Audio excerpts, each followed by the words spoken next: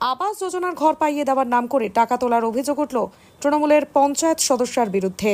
ঘটনাটি মাথাভাঙা 1 নম্বর ব্লকের নয়ারহাট গ্রাম পঞ্চায়েত এলাকার। ওই এলাকার বাসিন্দা মনমোহন দাস জানান, এক ব্যক্তি বাড়িতে এসে পঞ্চায়েতের সাথে দেখা করতে বলে তারপর দেখা করলে পঞ্চায়েত সদস্য ফুলমতি বর্মন 5,000 টাকা দাবি করে, এমনটাই অভিযোগ তার।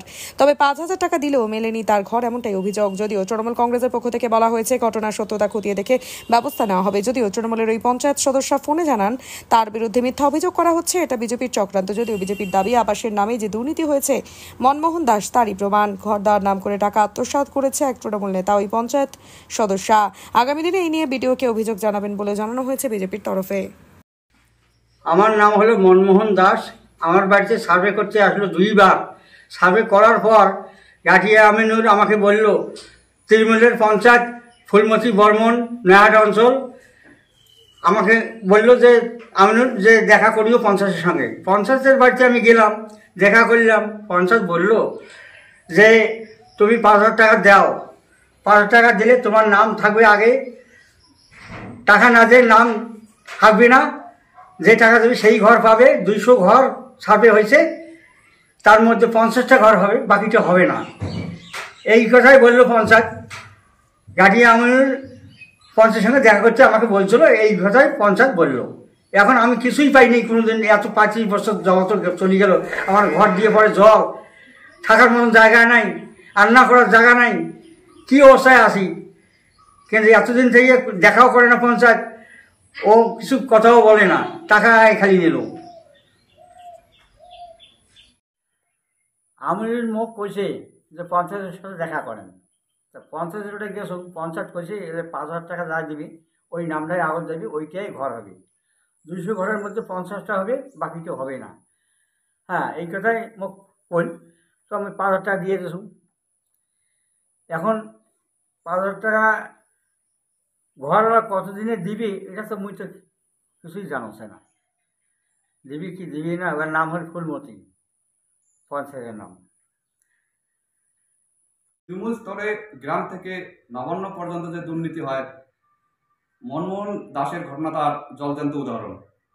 তিনি ভূমিহীন দিনমজুর এবং ভাঙা ঘরে থাকেন। 75 বছর বয়সে আবাসের ঘর পাবেন, এটা স্বাভাবিক। কিন্তু ঘর পাইয়ে দেওয়ার নাম করে নয়ারহাট অঞ্চল তৃণমূল কোর কমিটির সদস্য আমিনুর মিয়া এবং নয়ারহাট অঞ্চল তৃণমূল পঞ্চায়েত সদস্য ফুলমতি বর্মন তার কাছ থেকে 5,000 টাকা আত্মসাৎ করলেন। এটাকে আমি তীব্র নিন্দা জানাই। আমি ভারতীয় জনতা পার্টির মাথাভাঙা 1 নং পঞ্চায়েত সমিতির সদস্য বিপিন বর্মন দলীয়ভাবে থানা এবং বিডিওতে অভিযোগ জানাবো এবং সর্বদা তার পাশে থাকবো। সর্বোপরি বলি, যাদের কাছ থেকে এই ধরনের পয়সা নিয়ে প্রতারিত করেছে তাদেরকে একত্রিত হয়ে আইনের পথে যাওয়ার অনুরোধ জানাই। আমরা দলগতভাবে এই ঘটনার সত্য কি মিথ্যা আগে যাচাই করব। যদি আমরা দলগতভাবে এটা সত্য প্রমাণিত হয় তাহলে দলগতভাবে আমরা কঠোর ব্যবস্থা নেব। এইরকম অন্যায়, এইরকম দুর্নীতি দল কখনো বরদাস্ত করে না। বিজেপির একটা অপপ্রচার হতে পারে। সামনে ভোট এসেছে, তৃণমূল কংগ্রেসের যারা দায়িত্বশীল পদে আছে তাদের বিরুদ্ধে কলঙ্কের কালিমা লেপনের একটা অপকৌশলও হতে পারে। গিরীন্দ্রনাথ বর্মন, জেলা। আপনি কি দীর্ঘদিন ধরে চোখের সমস্যায় ভুগছেন? দূরের কোনো দৃশ্য দেখতে সমস্যা হচ্ছে? ঝাপসা দেখা, চোখ লাল হয়ে যাওয়া বা চোখে জল পড়া সহ সব সমস্যার স্থায়ী সমাধান এখন চোখের আধুনিক চিকিৎসার নির্ভরযোগ্য প্রতিষ্ঠান মা অপটিক্যালে। আমাদের এখানে প্রতি মঙ্গলবার, বুধবার, বৃহস্পতিবার, শুক্রবার এবং রবিবার রোগী দেখছেন মাথাভাঙা মহকুমা হাসপাতালের স্বনামধন্য চক্ষু রোগ বিশেষজ্ঞ ও সার্জন ডক্টর বিপ্লব কেতন সাহা।